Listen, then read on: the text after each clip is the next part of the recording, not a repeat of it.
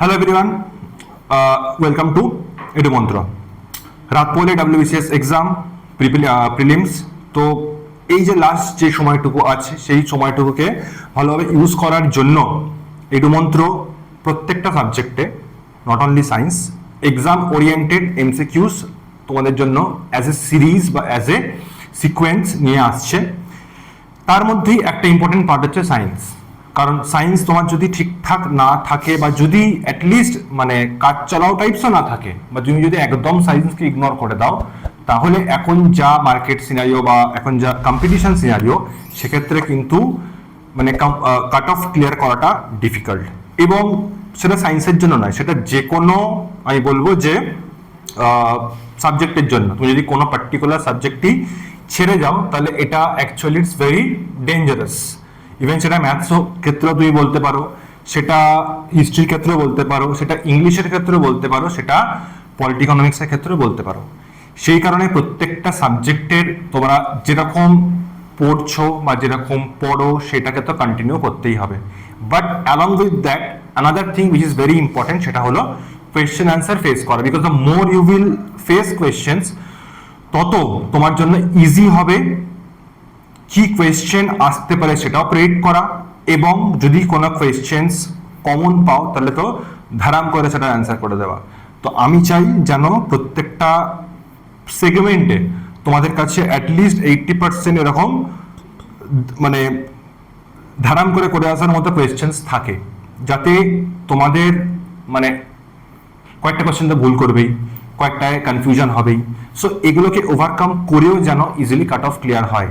Because যত তুমি danger zone থেকে উপরে থাকবে বা রাখতে পারবে নিজেকে, তত কিন্তু বেটার। ওকে, তো সেই কারণের জন্যই এই MCQ সিরিজ, যেখানে আমরা তোমাদের সাথে প্রিভিয়াস ইয়ার থেকে শুরু করে আপকামিং ইয়ার্স বা আপকামিং যে এক্সামসগুলো আছে সেগুলোর যে সায়েন্সের এক্সাম বা সায়েন্সের কোয়েশ্চেন্স MCQ ডিসকাস করব। তোমরাও ট্রাই করো অ্যালং উইথ মি। হয়তো আমিও শিখতে পারবো কয়েকটা, দেখা যাবে। কিন্তু মেনলি তোমাদের যেটা কাজ হবে সেটা হলো এখান থেকে ইম্পর্টেন্ট যে সমস্ত মানে ইনফরমেশনগুলো সেগুলোকে নোট ডাউন করে নেওয়া। ঠিক আছে, চল লেটস স্টার্ট। আর বিলম্ব করিয়া লাভ নেই, দেখি ফার্স্ট কোয়েশ্চেন কি আছে। বলেছে যে modern communication systems are primarily based on, আমাদের যে মডার্ন কমিউনিকেশন সিস্টেম সেটা কিসের উপর বেস করে আছে। কি কি বলেছে? Analog circuit, combinations only, digital circuits, vacuum tubes. তো এটা তোমরা গেস করতে পারবে, এবং যেটা গেস করবে প্রবাবলি সেটাই অ্যান্সার। সেটা কি? সেটা হচ্ছে ডিজিটাল সার্কিট। কারণ today's generation is mainly digital age বলা যায়। যেমন আমাদের মানে স্টোন এজ ছিল, আইস এজ ছিল, তেমন আজকে ডিজিটাল এজ। তো সেইখানে মডার্ন কমিউনিকেশন সিস্টেম যেটা, সেটা অবভিয়াসলি ডিজিটাল সার্কিটের উপরই ডিপেন্ডেন্ট হবে, এবং তোমরা এই টাইপের কোয়েশ্চেন্সও এক্সামে পাবে। সেই কারণে এটা আমি এই কারণে হয়তো বললাম যে এরকম আমি যখন দেখেছি কিছু কিছু কোয়েশ্চেন্স এরকম হয়ে যায় যে খুব সোজা আসে, তখন না আমাদের একটা কনফিউশন কাজ করে যে এই সোজাটা অ্যান্সার হবে না, দিয়ে আমরা ইন্টেনশনালি অন্য কিছু একটা অ্যান্সার করে চলে আসি, এবং পরে দেখি যেটা ভেবেছিলাম সেটা অ্যান্সার ছিল। তো এইগুলো এক্সামের পার্ট, এই ধরনের ট্র্যাপ থাকবে, তোমাকে এইগুলোকে অ্যাভয়েড করতে হবে এবং স্মার্টলি করতে হবে। ওকে, চলো দেখি নেক্সট কোয়েশ্চেন কি আছে। The ecosystem that develops in flowing water, flowing water মানে ভেতোয়া পানি, এরকম জলের মধ্যে মানে প্রবাহমান জলের মধ্যে যে ইকোসিস্টেম হয় সেই ইকোসিস্টেমকে কি বলা হয়। ওকে, তো অপশনস বলেছে লেন্টিক, লোটিক, বেন্থিক আর পেলাজিক। তো এটার অ্যান্সার হবে লোটিক, মাথায় রেখো। আচ্ছা, বাকি আচ্ছা, এই ধরনের যে ফ্লোয়িং ওয়াটার মানে কোন ধরনের ওয়াটার সিস্টেমকে বলছে? রিভার, ক্যানাল, স্ট্রিম, মানে যেখানে জল বয়ে যাচ্ছে, স্ট্যাগনেট নয়, বা ফ্লোয়িং ওয়াটার। আর বাকি যে সমস্তগুলো আছে সেগুলো আমি তোমাদের সঙ্গে একবার ডিসকাস করে নিই। সেগুলো কি কি? লেন্টিক, লেন্টিক হচ্ছে স্টিল অর স্ট্যান্ডিং ওয়াটার, যেমন লেকস, পন্ডস, এইখানে যে সমস্ত ইকোসিস্টেম দেখা যায় সেটাকে বলা হয় lentic. Benthic organisms living at the bottom of the water bodies, সেটাকে বলে বেন্থিক। আর পেলাজিক হলো open water zone of seas and large lakes. তো এইগুলো তোমরা একটু মাথায় রেখো কোনটাকে কি বলে। নেক্সট কোয়েশ্চেন বলেছে দ্য টার্ম ইকোলজি, এটা তো অনেকবার এসে হচ্ছে, বিভিন্ন সেন্ট্রাল এক্সামসও এসছে, তো ফটাকসে আমরা দেখে নিই। দ্য ইকোলজি এটাকে মানে কিসের স্টাডি বলা হয়? Study of what? Species, interactions only, inter relationships between organisms and their environment, climatic conditions, soil formation। তো এই দুটো তো কোনোদিন হবে না, তোমরা জানোই। কিন্তু অনেক সময় মনে হয় ইকোলজি মানে হচ্ছে অনলি অ্যানিমালস, প্রাণী, আমরা। সেরকম কিছু নয়। ইকোসিস্টেম, সিস্টেম না, সিস্টেম ইজ অলওয়েজ উইদিন, মানে দুটো, তিনটে, চারটে, পাঁচটা মিলে হবে সিস্টেম। একাই সিস্টেম হয় এক্সেপ্ট রজনীকান্ত, হবে না। তো সেই কারণের জন্য এখানে যে, আচ্ছা এখানে বলছে ইকোলজি। ইকোলজি যেটা, সেটা কিসের স্টাডি? সেটা হচ্ছে আমাদের যেটা এটা মানে নর্মাল কনভেনশন চলে আসে, সেটা হচ্ছে আমাদের এনভায়রনমেন্ট সম্পর্কে। বাট অ্যাকচুয়ালি যেটা, সেটা হচ্ছে যে শুধু এনভায়রনমেন্ট হবে না, এনভায়রনমেন্ট এবং তাদের সঙ্গে বা তাদের মধ্যে থাকা অর্গানিজমস যেগুলো আছে, সেই অর্গানিজমসের ইন্টার রিলেশনশিপ, সেইটা ফোকাসড বা সেইটা মাথায় রেখো। যে ইকোলজি মানে কিন্তু এনভায়রনমেন্ট নয়, ঠিক আছে? ইকোলজি মানে হচ্ছে কোনো একটা এনভায়রনমেন্ট এবং তার মধ্যে থাকা বিভিন্ন অর্গানিজম। মানে আমি যেটা এক্সাম্পল দিই, ধরো আমাদের যে এনভায়রনমেন্টের মধ্যে পুকুর আছে, সেখানে অ্যানিমালস মানে ডগস, ক্যাটসও আছে, পেটসও আছে, মানুষও আছে।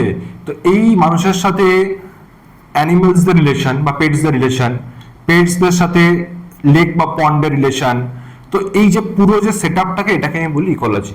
ক্লিয়ার? চলো নেক্সট দেখি কি কোশ্চেন আছে। নেক্সট বলেছে which of the following best describes bio remediation? Bioremediation মানে কি না, আচ্ছা এগুলো এখানে অনেকগুলো ওয়ার্ড অ্যাকচুয়ালি একসঙ্গে সামারি করা আছে, ভেঙে ভেঙে বলছি। বায়ো মানে হচ্ছে বায়োলজিক্যালি, নট কেমিক্যালি। ওকে, অর্থাৎ আমাদের মানে বায়োলজিক্যাল কোন একটা ইনগ্রেডিয়েন্ট আমরা ইউজ করব। রেমেডিয়েশন মানে হচ্ছে মানে কি বলবো, রেমেডি করা মানে প্রতিকার করা, সেই প্রতিকার করার একজন ইম্পর্টেন্ট কারিগর, সর্ট অফ দ্যাট থিং। ঠিক আছে? তো এটাকে যদি আমি ইন শর্ট সহজে বলি, ওয়ার্ডটাকে ইজিলি ব্রেকডাউন করে, যে which of the following best describes, এমন একজনকে আমাদের খুঁজতে হবে যারা কি করবে না, আমাদের যে বায়োলজিক্যাল প্রবলেমগুলো আছে সেগুলোর প্রতিকার করে দেবে। বোঝা গেল? ওয়ার্ডটা একটু ডিফিকাল্ট বা মেবি অনেকের বুঝতে অসুবিধা হতে পারে। তো এটা মাথায় রেখো যে এমন কিছু একটা আমাকে বার করতে হবে যেখানে আমাদের বায়োলজিক্যাল যে সমস্ত মানে বায়োলজিক্যাল ওয়েতে এনভায়রনমেন্ট বা আমাদের যে সমস্ত প্রবলেমগুলো আছে সেগুলোকে সামহাও সলভ করতে হবে, সেটা আমাকে জানতে চেয়েছে। এবার দেখি কেমিক্যাল রিমুভাল অফ পলিউটেন্টস। এবার দেখো কেমিক্যাল যেহেতু বলেছে, তাহলে কি হবে? এমনি হবে না, সেই জন্য তোমাকে এই ওয়ার্ডটা দেওয়া, এটাই হচ্ছে পারপাস। আচ্ছা পরেরটা কি বলেছে? Use of living organisms to degrade environmental pollutants. এটা একদম কেন না, লিভিং অর্গানিজমস হচ্ছে বায়োলজিক্যাল ওয়েতে করা, নট কেমিক্যাল ওয়েতে করা। করছিটা কি না, ডিগ্রেড এনভায়রনমেন্টাল পলিউটেন্টস, মানে আমাদের এনভায়রনমেন্টের যে সমস্ত দূষণকারী পদার্থ রয়েছে সেইগুলোকে আমি বায়োলজিক্যালি শেষ করছি, তাকে আমি বলছি কি না তোমার বায়ো রেমেডিয়েশন। ওকে, অর্থাৎ বায়োলজিক্যাল পদ্ধতিতে বা আমাদের ন্যাচারাল ওয়েতে জিনিসটাকে সলভ করা। ওকে, চল দেখি পরের কোয়েশ্চেনে কি বলেছে। পরের কোয়েশ্চেনে বলেছে যে an increase in biological oxygen demand in water is mainly due to। আচ্ছা এখানে একটা টার্ম আছে বায়োলজিক্যাল অক্সিজেন ডিমান্ড, যেটা খুব ইম্পর্টেন্ট। আগে সেটা একবার জাস্ট শর্টে বলি। বায়োলজিক্যাল অক্সিজেন ডিমান্ড হচ্ছে the amount of dissolved oxygen required by the microorganisms to decompose organism matter in water। অর্থাৎ জলের মধ্যে থাকা বিভিন্ন যে সমস্ত মাইক্রো অর্গানিজমস গুলো রয়েছে, সেই অর্গানিজমস দ্বারা আমাদের যে সমস্ত অ্যাকোয়াটিক যে সমস্ত কাজকর্মগুলো রয়েছে, এবং ধরো মাছেদের শ্বাস প্রশ্বাস বা ওখানকার যে প্ল্যান্ট রয়েছে সে সমস্ত প্ল্যান্টদের মানে ফটোসিনথেসিসের জন্য যে গ্যাসেস লাগবে সেই সমস্ত জিনিসগুলোকে জন্য যে এই যে অক্সিজেনটা মানে রাত্রিবেলা রেসপিরেশন, সেটাকে আমি বলছি বায়োলজিক্যাল অক্সিজেন ডিমান্ড। এই বায়োলজিক্যাল অক্সিজেন ডিমান্ডের একটা মিনিমাম ভ্যালু হয়, মাথায় রেখো, 4 mg per লিটার। এটা অলরেডি আমি তোমাদের সঙ্গে আগের ক্লাসগুলোতে ডিসকাস করেছি, তোমরা সেখানে একবার দেখে নিও। এই জন্যই বলা যে আগের যে সমস্ত কোয়েশ্চেন্স গুলো ছিল সেগুলো কিন্তু এই কোয়েশ্চেন্স গুলোর সাথে কানেক্টেড। ওকে, তো তোমরা সেই ক্লাসগুলো মিস করো না, এবং আগে যতগুলো ভিডিওস পসিবল হয় try to see all the videos. Okay, এবার বলেছে যে কেন হয় বা বিওডি যেটা আছে সেই বিওডিটা বাড়ে কেন, ফাইটোপ্ল্যাঙ্কটনের জন্য, জু প্ল্যাঙ্কটনের জন্য, সিভেজ না হেভি মেটালস। মাথায় রেখো, অ্যান্সার হবে সিভেজ। যত বেশি সিভেজ হয় তত বেশি মানে আগাছা যেটা তত বাড়তে থাকে, এবং আগাছা বাড়ার জন্য সেই আগাছাগুলো কি করে, অক্সিজেন কনজিউম করে, তার জন্য অক্সিজেনের যে ডিমান্ড সেটা বেড়ে যায়। ওকে, আচ্ছা, what is the primary reason for acid rain formation? Excess carbon dioxide and ammonia, excess nitrogen dioxide or sulfur dioxide, emissions of sulfur dioxide and nitrogen dioxide from fossil fuel combination, আরেকটা বলেছে excess methane emissions। ঠিক আছে, তো এটার answer তো হবে option C, emission of sulphur dioxide and nitrogen dioxide from fossil fuel. Fossil fuel মানে কি? ফসিল ফুয়েল মানে হচ্ছে তোমার কোল, পেট্রোলিয়াম, এই ধরনের যে সমস্ত জীবাশ্ম বা ফসিল থেকে পাওয়া ফুয়েলসকে আমরা পোড়াই, সেখান থেকে যে সমস্ত এই সালফার ডাইঅক্সাইড বা নাইট্রোজেন ডাইঅক্সাইড তৈরি হয়, সেইগুলো বাতাসের H2O বা ওয়াটার ভেপারের সাথে রিয়াকশন করে বা তাদের মধ্যে ডিজলভ হয়ে যায় এবং দিয়ে সালফার মানে হাইড্রোজেন, সালফিউরিক অ্যাসিড এবং নাইট্রিক অ্যাসিড তৈরি করে। এবার সেইগুলো কি হয়, সেগুলো অ্যাজ এ রেনফল নেমে আসে, আমাদের গায়ে পড়ে, ফোসকা পড়ে, মার্বেলসের ক্ষতি হয়। তো এটাই হচ্ছে অ্যাসিড রেন। বোঝা গেল? তো অ্যাসিড রেনের পুরো কনসেপ্টটাই মাথায় রেখো। অ্যাসিড রেনের জন্য responsible K? Sulphur dioxide and nitrogen dioxide from fossil fuel. ঠিক আছে, নেচারের মধ্যে যেটা থাকে সেটাতে কিন্তু আমাদের সমস্যা কিছু হয় না, যেটা আমরা বানাই সেটাতেই সমস্যাটা তৈরি হয়। আচ্ছা, প্যান, প্রথমে তো মাথায় থাকবে প্যানের ফুল ফর্ম, পারঅক্সি অ্যাসিল নাইট্রেট। এই প্যান যেটা আছে সেটা অ্যাটমসফিয়ারে কার জন্য তৈরি হয়? Carbon monoxide emissions, methane oxidation, photochemical reaction involving automobile exhaust আর ওজন ডিকম্পোজিশন। তো এটা অবভিয়াসলি হবে photochemical reactions involving automobile exhaust। এটা তো সিম্পল জিনিস। এবার এটা photochemical reaction কি না, যখন লাইট মানে লাইটের অ্যাবসেন্সে বিভিন্ন হার্মফুল গ্যাস বাতাসের, এয়ারের এবং ওয়াটার ভেপারের সঙ্গে মিক্স হয়ে একটা ধোঁয়াশা বা একটা, আমাদের যেটা দিল্লিতে হয় সিম্পল, সেটা হচ্ছে ফটোকেমিক্যাল ফ্যাক্ট। এখন তো মানে India lead example for all those reasons. ইন্ডিয়ায় যে জিনিসটা দেখতে পাওয়া যায় সেটা হচ্ছে ফটোকেমিক্যাল স্মোক। ওকে, যেটা আমাদের শীতকালে আমরা দেখতে পাই। কুয়াশা ছিল, ধোঁয়াশা হয়ে গেছে, যেটা আমাদের মানে প্রবলেম। আচ্ছা, এবারে হচ্ছে যে চলো পরের কোয়েশ্চেনে যাই। পরের কোয়েশ্চেনে বলেছে which one of the following is not a site for in situ conservation of flora। এটা তো যারা অলরেডি এক্সামের সঙ্গে মানে এক্সাম দিয়েছো বা এক্সামের সঙ্গে যুক্ত তারা এই কোয়েশ্চেনটা অলরেডি দেখে থাকবে, because this question is so common for me. তোমরা এক্সামস মানে তোমার এটা অ্যান্সার অবভিয়াসলি তোমরা লিখবেও, বাট একবার দেখে নি কি কি। Biosphere reserves, national parks, wildlife sanctuaries আর বোটানিক্যাল গার্ডেন। বোটানিক্যাল গার্ডেন কেন না, ইনসিটু মানে হচ্ছে যার যেখানে জন্ম সে যদি সেখানেই থাকে সেটা হচ্ছে ইনসিটু। যদি বিরাট কোহলি দিল্লি থেকে খেলতো সেটা হতো ইনসিটু ক্রিকেট। কিন্তু কি হয়েছে, যখনই যার জন্ম যেখানে হয়েছে সেখান থেকে তাকে তুলে বা তাকে রিপ্লেস বা তাকে মানে অন্য জায়গায় সরিয়ে নিয়ে যাওয়া হয়েছে, তখন সেটা হয়ে যায় এক্স সিটু। তো এখানে যে বলেছে not a site for in situ, এই এত বড় ফ্রেজটাকে আমি এক লাইনে মানে একটা সিম্পল ওয়েতে কনভার্ট করতে পারি, which one of the following is a ex situ conservation of flora? Simple না? তো এটা হচ্ছে ইংলিশের ম্যাজিক। এবারে আমাকে অ্যান্সার দেখতে হবে। Biosphere reserve, national park, wildlife স্যাংচুয়ারিজে যেগুলো থাকে, যেগুলো সেখানকার যে মেন মানে ফ্লাওয়ার্স সেগুলোই থাকে। দার্জিলিংয়ে তুমি যদি কোনো ন্যাশনাল পার্কে যাও তাহলে দার্জিলিংয়ের যেটা স্পেশাল ফ্লাওয়ার রডড্রেন্ডন সেটা তুমি পাবে। এখন ধরো তুমি যদি কি বলবো, কাশ্মীরে যাও ধরো, তো কাশ্মীরের ক্ষেত্রে পাইন ফরেস্ট যেগুলো আছে, পাইন ফা, দেবদারু, হ্যানাতানার যে মানে ফরেস্টটা, সেটা হচ্ছে একদম ওখানকার একদম national park, biosphere reserve, wildlife sanctuary, যেগুলো তো হলেই, কিন্তু in situ conservation of flora. Botanical garden আমাদের কলকাতায় অলরেডি আছে, শিবপুরে। যারা জানো না বা যারা যাওনি অবশ্যই দে শুড ভিজিট। এখানে কি করা হয়, এখানে গোটা ভারত থেকে যে সুন্দর সুন্দর যে গাছগুলো আছে সেগুলোকে গপ্তা তুলে নিয়ে চলে আসা হয়, দিয়ে এখানে গপ্ত করে পুজো দেওয়া হয়।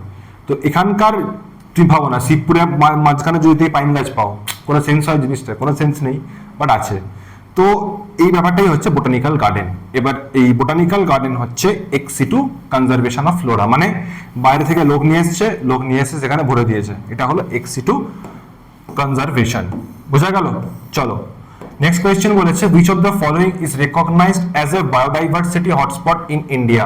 এটা তো খুবই কমন কোয়েশ্চেন, এটাও তোমার সবাই জানা উচিত, এটা নিয়ে সময় নষ্ট করে লাভ নেই। দ্যাট ইজ ওয়েস্টার্ন ঘাট। এছাড়া সুন্দরবনও পড়ে, ঠিক আছে? এছাড়া হিমালয়ান মানে জোনটা যেটা আমাদের হিমালয়, সেটাও পড়ে এই মানে ওয়েস্টার্ন ঘাট ছাড়া। চলো তারপরে নেক্সট হলো, biomagnification of toxins in most likely to B observe in which of the organism group? তো আমি বায়ো ম্যাগনিফিকেশনটা বলে দেবো, তোমরা অ্যান্সার নিজেরা ফাইন্ড আউট করে নেবে। What is biomagnification? বায়োম্যাগনিফিকেশন হচ্ছে, ধরো প্ল্যান্ট আছে, সেই প্ল্যান্টটা চাষ করার জন্য তুমি কোনো একটা ফার্টিলাইজার দিয়েছো, সেই ফার্টিলাইজারের মানে বিষ বা তার যে বিষক্রিয়া সেটা ধরে নাও 10, ঠিক আছে? এবার একটা ছাগল এলো, 2 পেয়ে বা 4 পেয়ে, whatever it may be, সে এলো দিয়ে এই গাছটা খেয়ে নিল, ঠিক আছে? এটা খাওয়ার পর তার মধ্যে বিষক্রিয়া কত হবে? 10 হবে? একদমই না। কেন? কারণ সে একটা গাছ খাবে না, সে ঘপাত করে পুরো গাছটাই খাবে। তো যখন অনেকগুলো জিনিসকে আমি আবার একসাথে খাচ্ছি তখন হয়ে যাবে ম্যাথস। 10খানা গাছ খাচ্ছি, তার মানে তার মধ্যে বিষক্রিয়া হবে 100। তেমনি তাকে আবার যে খাবে তার মধ্যে মানে সে অবভিয়াসলি বেশি খাবে তার থেকে, তো সেই কারণে তার মধ্যে যে বিষক্রিয়া হবে সেটা হয়ে যাবে 1000। তো এইটাকে বলে বায়োম্যাগনিফিকেশন। ম্যাগনিফিকেশন মানে কি? বাড়া, আর বায়ো মানে হচ্ছে বায়োলজিক্যালি। এবার তোমরা বলো কোনটা অ্যান্সার হবে? প্রাইমারি মানে প্ল্যান্টস বা যারা প্রথমে অ্যাকচুয়ালি খাবার বানায়, প্রাইমারি, আচ্ছা দুবার প্রাইমারি হয়ে গেছে, প্রাইমারি, সেকেন্ডারি, কনজিউমার, আচ্ছা প্রাইমারি প্রডিউসার্স, প্রাইমারি কনজিউমার্স, দুটোই হবে না, বাট প্রাইমারি প্রডিউসার মানে হচ্ছে যারা তৈরি করছে, প্রডিউসার গাছপালা। প্রাইমারি কনজিউমার মানে হচ্ছে যারা গাছপালাকে খাচ্ছে, হয়ে গেল। সেকেন্ডারি কনজিউমার, তার সেকেন্ডারি কনজিউমার প্রাইমারিকে খায় আর টার্সিয়ারি সেকেন্ডারিকে খায়, তো এরকম হচ্ছে ব্যাপার। তো সব থেকে বেশি বায়োম্যাগনিফিকেশন তাহলে কার হবে? এটা হবে অপশন ডি, টার্সিয়ারি কনজিউমার্স, ঠিক আছে? তুমি এটাকে এভাবে ভাবতে পারো যে ধরো কোনো একটা চোর চুরি করেছে 10 টাকা, এবার এরকম 100টা চোরের একটা ক্যাপ্টেন রয়েছে, সেই ক্যাপ্টেন কি করবে? সবার থেকে 1 টাকা করে নেবে, তার মানে তার কাছে কত হয়ে গেল? 100 টাকা হয়ে গেল না? এরকম আবার এরকম 100টা ক্যাপ্টেন চোরের আবার আরেকজন আছে, মানে এত গ্যাংস্টার চোর, তো সে আবার এরকম করে নিচ্ছে। এই যে জিনিসটা বাড়তে বাড়তে যাচ্ছে, এটাকেই বলা হয় ম্যাগনিফিকেশন, বায়োম্যাগনিফিকেশন। ব্যাপারটা এরকম, বুঝা গেছে? তো সেরকম আমাদের খাবারের সঙ্গে কি হয় না, এই ধরনের যে হার্মফুল এলিমেন্টস আছে সেইগুলো প্রথমে প্ল্যান্টসে চলে যায়, প্ল্যান্টস থেকে স্টেপ বাই স্টেপ আমাদের টার্সিয়ারি কনজিউমারে গিয়ে সব থেকে বেশি এফেক্ট করে। কোশ্চেনটা দিয়েছে most likely to B observe, সব থেকে বেশি কোথায় হবে? সেটা হচ্ছে টার্সিয়ারি কনজিউমারে হবে। ওকে, চলো দেখি নেক্সট কোয়েশ্চেন কি বলেছে। বলেছে which layer of the atmosphere is the coldest? Atmospheric লেয়ার্সের মধ্যে মহেন্দ্র সিং ধোনিকে, এটা হচ্ছে কোশ্চেন।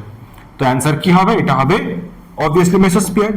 মহেন্দ্র সিং ধোনি এম দিয়ে শুরু, তো অবভিয়াসলি এখানেও অ্যান্সার এম দিয়ে শুরু হতে হবে। মাথায় রেখো মেসোস্ফিয়ার সব থেকে কোল্ডেস্ট অ্যাটমসফিরিক লেয়ার। মেসোস্ফিয়ারের যে টেম্পারেচার লোয়েস্ট -90 অব্দি পৌঁছাতে পারে।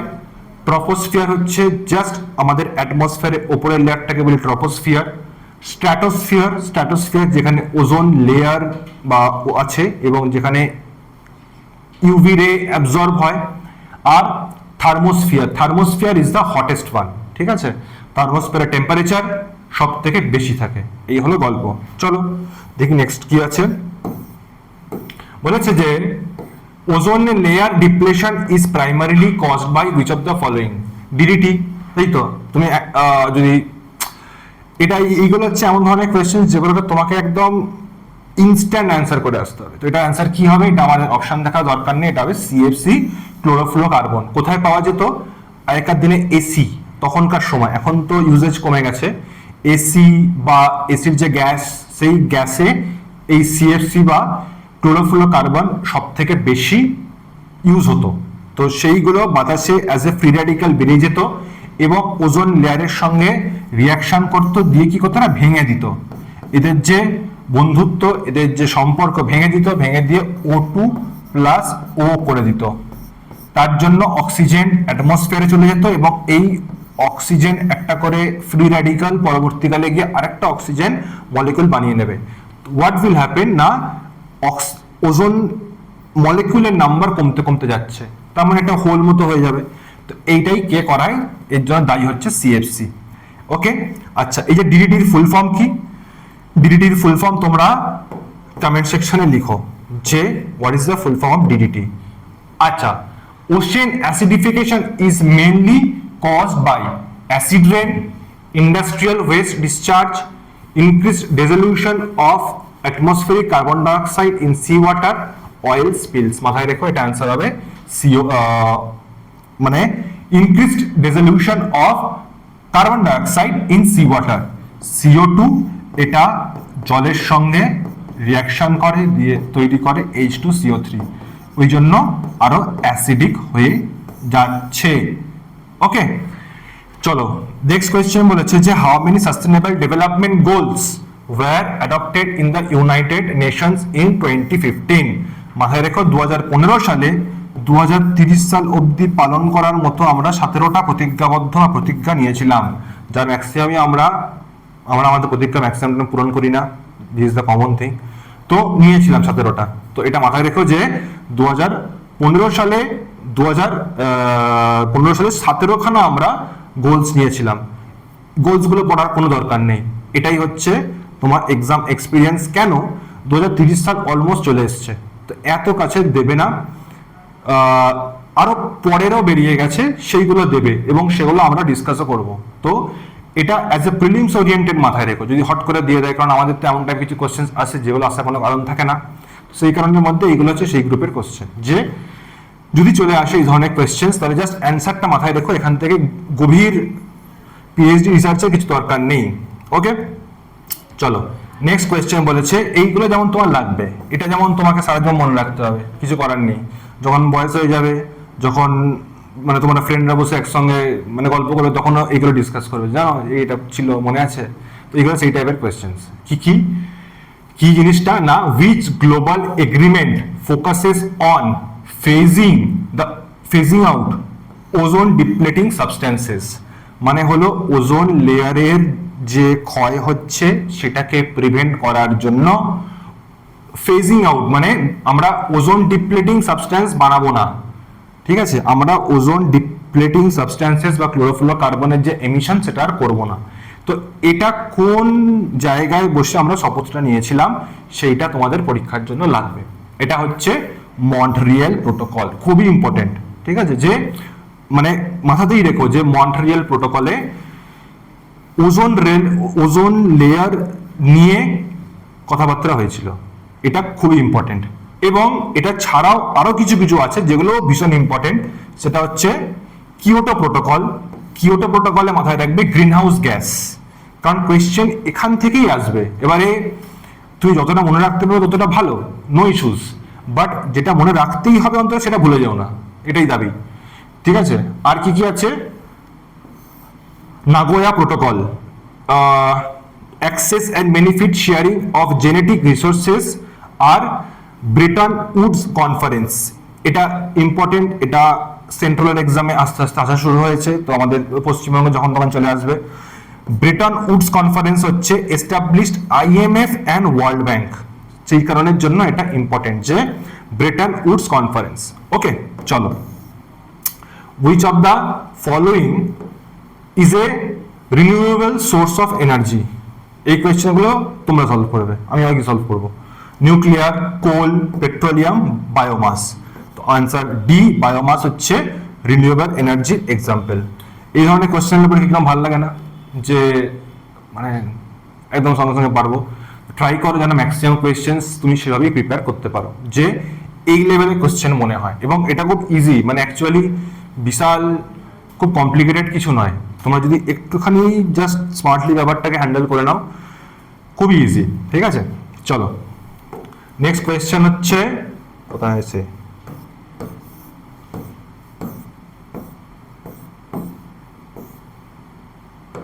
Which sector uses the maximum commercial energy in India? এটা অ্যাকচুয়ালি খুব সোজা, তোমরা যদি একটু স্মার্টলি ধরো, যা জানো না, পরীক্ষা হলে মাথায় আসছে না, পড়নি, তো এই কোয়েশ্চেনগুলো একটু চেষ্টা করো যে ভেবে লজিক্যালি সলভ করার, হয়ে যায়। যেমন ধরো এগ্রিকালচার, এগ্রিকালচারে কি আমাদের বিশাল লেভেলের লাগে, এনার্জি লাগে? লাগে না। হাউস হোল্ড লাগে, এরকম নয় লাগে না, বিশাল লাগে, সিগনিফিকেন্ট লাগে না। ইন্ডাস্ট্রি, ইন্ডাস্ট্রিতে ছেড়েই দাও, প্রত্যেকটা জায়গায় মানে হেভি ইন্ডাস্ট্রি থেকে শুরু করে স্মল ইন্ডাস্ট্রি, প্রতিটাতেই আমাদের এনার্জি বা মানে কারেন্ট বলো ইউজ তো হয়। তো সেই কারণে ইন্ডাস্ট্রিতে আমরা ম্যাক্সিমাম কমার্শিয়াল এনার্জি ইউজ করি। এবার সেই কারণেই খেয়াল করবে যে কমার্শিয়াল কাজগুলোর জন্য যে এনার্জি, তার দাম কিন্তু আলাদা হয়। কেন হয়? তাদের ব্যবহারও বেশি এবং তাদের কমার্শিয়াল ইউজ, সেটার থেকে তারা পয়সা জেনারেট করছে। আমার বাড়িতে কারেন্ট জ্বালিয়ে আমি রেভিনিউ জেনারেট করছি না, তার জন্য তাই আমারটা কমার্শিয়াল নয়, হাউস হোল্ড। কিন্তু ধরো মানে স্টেডিয়ামে যে লাইট, সেটা কি? তার লাইটের কাজ কি? নিশ্চয়ই ওখানে বসে কেউ পড়াশোনা করবে না, খেলাই হবে। তো এই যে লাইটটা আমি জেনারেট করছি, এটা হচ্ছে কমার্শিয়াল ইউজ। তো এই যে ব্যাপারটা, এই ব্যাপারটার জন্য সব থেকে বেশি আমাদের এনার্জি ইউজ হয়। এবং আমাদের চেষ্টা করতে হবে যেন এই সমস্যাটা আমরা সলভ করতে পারি, যে এই ধরনের বড় বড় যে ক্লাস্টার যে সমস্ত এনার্জি প্রবলেমসগুলো আছে, সেগুলো যেন সামহাও সলভ করা যায়। ওকে, চলো, most common indicator organism for polluted water. Vibrio, ভিব্রিওটা কি? ভিব্রিও কলেরি, এটা একটা রোগের কারণ। এন্টামিবা, এন্টামিবা হিস্টোলাইটিকা, এটাও একটা রোগের কারণ। ই কোলাই হচ্ছে বোঝার উপায় বা একটা কমন ইন্ডিকেটর যে পলিউটেড ওয়াটারে থাকলে সেটাতে আমরা খাওয়া যাবে না, বা সেটা নন ড্রিঙ্কেবল ওয়াটার। আচ্ছা, এবারে এখানে যেটা মাথায় রাখবে যে ভিব্রিও যেটা, সেটা হচ্ছে প্যাথোজেন, তো ঠিক আছে, ফর কলেরা। এন্টামিবা, এটা হচ্ছে প্রোটোজোয়া। এইটা একটা কোয়েশ্চেন আসতেই পারে যে এন্টামিবা কিসের থেকে বিলং করে, তো এটা হচ্ছে প্রোটোজোয়া। আর সালমোনেলা, সালমোনেলা হচ্ছে টাইফয়েডের ভাইরাস।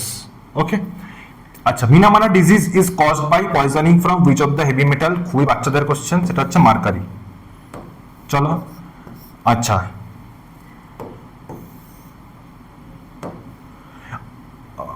ক্যাডমিয়ামটা মাথায় রেখো, এটাই ঠিক আছে। চলো, which is commonly water is commonly disinfected by adding, এটাও খুব সোজা, বাড়িতে আমরা ইউজ করি ক্লোরিন। এবং আমাদের ছোটবেলায় তো মানে হেভিলি ইউজ হতো, যে ওয়াটারকে পিউরিফাই করার জন্য ক্লোরিন এর যে ব্যবহার, সেটা মানে হেভি স্কেলেই হতো। এখন তো আস্তে আস্তে ইউভি রে চলে এসছে, ইউভি রে মানে UV is more better way, no doubt. তো ইউভি রে থ্রু দিয়ে এখন ওইসব ডিসইনফেকশন হয়ে যায়। বাট যখন ইউভি রে ছিল না, তখন আমাদের রক্ষা করতে গিয়ে এই ক্লোরিন মহাশয়, এই ক্লোরিন এর ডিসইনফেক্টেন্ট পাওয়ার রয়েছে ওয়াটারের ক্ষেত্রে। আচ্ছা, ক্লোরিন একটা খুব ইম্পর্টেন্ট কমার্শিয়াল জিনিসে ব্যবহার হয়, তোমরা বলো যে কিসে আমরা সব থেকে বেশি ক্লোরিনের পরিমাণ দেখতে পাই। ঠিক আছে, চলো দেখি নেক্সট কোয়েশ্চেন কি বলেছে। বলেছে gravity settling chambers are mainly used for removing which pollutant type of industrial emissions? কি SOx, অ্যাকচুয়ালি এটা সক্স এরকম নয়, SOx মানে হলো সালফার ডাইঅক্সাইড হোক, সালফার ট্রাইঅক্সাইড হোক, সালফার আর অক্সিজেনের কম্বিনেশন। NOx পার্টিকিউলেট ম্যাটার থেকে মুক্তি পাওয়ার জন্য, এটা হচ্ছে এমন একটা এয়ার পলিউটেন্ট যেটা কি করে না, যেটা মানে কোনো খুব সফিস্টিকেটেড ডিভাইসকে খারাপ করে দেয়, যেগুলো খুব ইম্পর্টেন্ট, যেমন ধরো ডেটা সেন্টার, যেমন ধরো যেখানে প্রচুর ব্যাটারিজের কাজ হয়, মানে ব্যাটারিজ দিয়ে পাওয়ার জেনারেট হয়, এই সমস্ত জায়গায় এই পার্টিকুলেট ম্যাটার হচ্ছে বাতাসে ভাসমান এমন জিনিস যেটা যদি ধর ওই বাই চান্স মেশিনে ঢুকে গেল তাহলে মেশিনে 12টা বাজিয়ে দেবে। মানে গ্যাস ট্যাসও নয়, জাস্ট ম্যাটার। অর্থাৎ এইগুলোর থেকে বাঁচানোর জন্য বা এগুলো থেকে মানে বাঁচার জন্য বেসিক্যালি গ্র্যাভিটি সেটলিং চেম্বারস আমাদের তৈরি করতে হয়। ঠিক আছে, আচ্ছা, তো এই ছিল আজকে আমাদের সেশন, যেখানে আমরা মানে বেশ কিছু টাইপসের কোয়েশ্চেন ডিসকাস করলাম। এরকমই টাইপের কোয়েশ্চেন্স আমরা কন্টিনিউ ডিসকাস করব ইন দ্য ফার্দার ভিডিওস। এবং তোমরা যারা অলরেডি মানে দেখছো ঠিক আছে, বাট যারা নতুন বা এক্সামের ফিল্ড থেকেও নতুন বেসিক্যালি, তাদের এক্সাম ওরিয়েন্টেড যদি কোনো ডাউটস বা কোনো কোয়েরিজ থাকে, বা হয়তো যদি প্রিলিমস ওরিয়েন্টেড কোনো কিছু নিডস থাকে, তোমরা ডেফিনেটলি ক্যান কন্ট্যাক্ট আস। এছাড়া চ্যানেলটাকে সাবস্ক্রাইব করে রাখো যাতে তোমাদের ফিউচার এক্সামসগুলোর জন্য ইম্পর্টেন্ট নিউজ তোমরা পেতে পারো। তো চলো, দেখা হবে পরের ভিডিওতে, পরের ক্লাসে, পরের লেকচারে। Until then, all the best for your preparation and get একদম best version of yourself. Okay, চলো, টাটা।